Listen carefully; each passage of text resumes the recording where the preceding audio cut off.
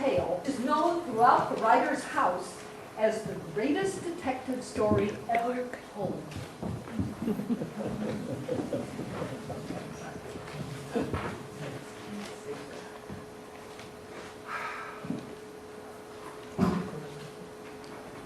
It was one of those dreary December days in Frisco.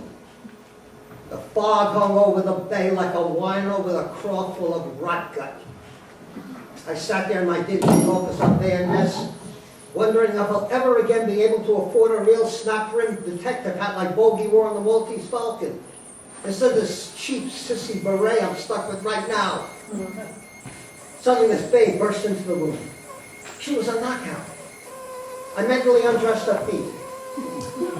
She had the hottest pinky toes this side of paradise. And her metatarsals picking through her open-toed wedgies was something to die for. As for anything above her ankles, I wouldn't know.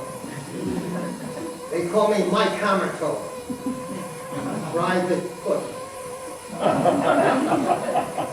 Mr. Hammertoe, she said, I'm Heather O'Hara. You gotta help when somebody just shot and killed my brother Gary. With that, she broke down. I helped her to a chair. Go on, sister, I said. I'm listening. She continued. Gary and I were a high wire act at the circus here in town. Early this morning, I walked into the sideshow tent, and there he was lying in a pool of blood. Mike, I gotta find out who did it, and I don't trust the local police. I understand, baby, but why did you come to me, I said. My specialty is bringing evil feet to justice. So I've been told, she said. But please hear me out. As Gary's life slowly ebbed away, I said to him, Gary, was this a suicide attempt? His mouth tightened and he spat out his final words. Suicide, my foot. Does that answer your question, she asked me? Perfectly, I assured her. When I told her my fee was 100 smackers a day plus expenses, she wrote me an advance check without batting an eye. I told her to wait right here for me while I checked things out at the circus. Maybe now I could, as I headed for the door, I thought how good it was to be on salary again. Maybe now I could buy some real cigarettes and matches instead of sucking on this fake candy crap in my mouth. The good news is I'll never get cancer from tobacco. The bad news is I could get diabetes from the candy.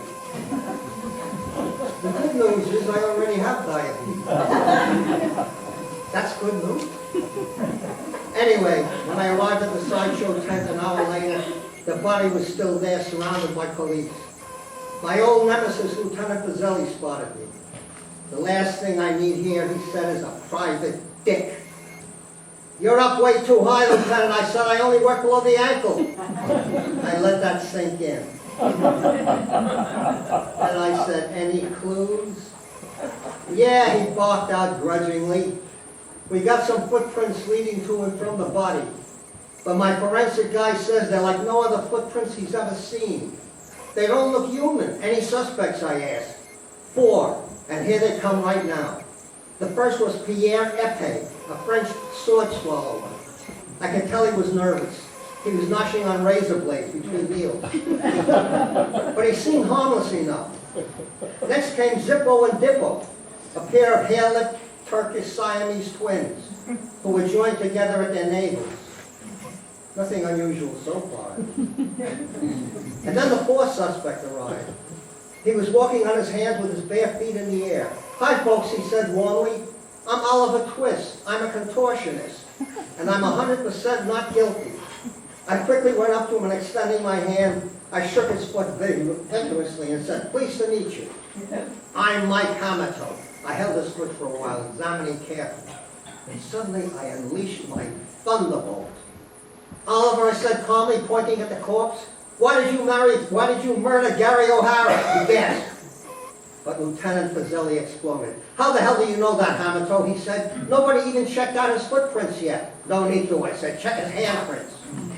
You're trying to tell me, said Pizzelli, that he walked in here on his hands to commit the crime. How in the name of God did he fire the gun? Are you blind, man? I said, grabbing Oliver's right foot again and pointing to the area around his big toe. Look at the powder marks. Hammertoe, you idiot. He said, gunpowder is black. This stuff is white. Who's talking about gunpowder? I said, I'm talking foot powder. Examine the murder weapon, Lieutenant. I think you'll find Dr. Scholl all over that, too. Listen to me, bird brain, he said, trying to control himself. Nobody can fire a gun with their toes. I'll stake my 25-year reputation with a force on that. Nobody. Suddenly, I Pizzelli's jacket, grabbing his service revolver with his big toe and cocking it with his second toe, he said, "One false move, coppers, and you're all dog meat. Don't try anything, I warn you, I got an itchy trigger toe." Pizzelli and the other cops froze like icebergs when I calmly walked up to him. "The killing is over, Oliver," I said. "Give me that gun."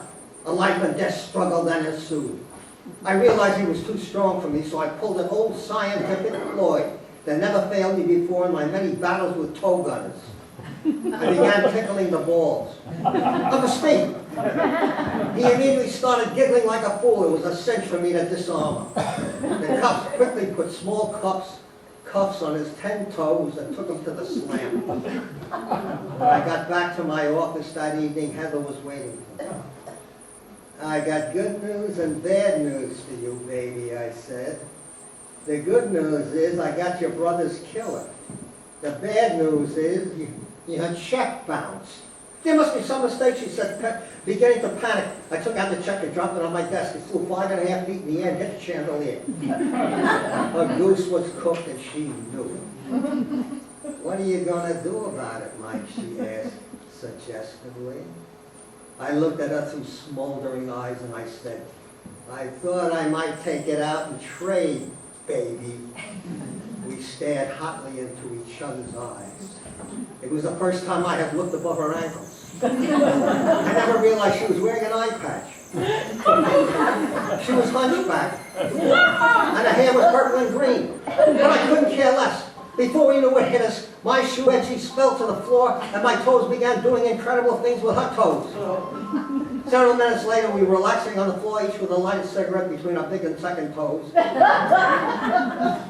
I said to her, "Was it as good for you as it was for me, sister?" "Probably better," she said. "You know, baby," I said impishly, "it's still early. Maybe we could, you know."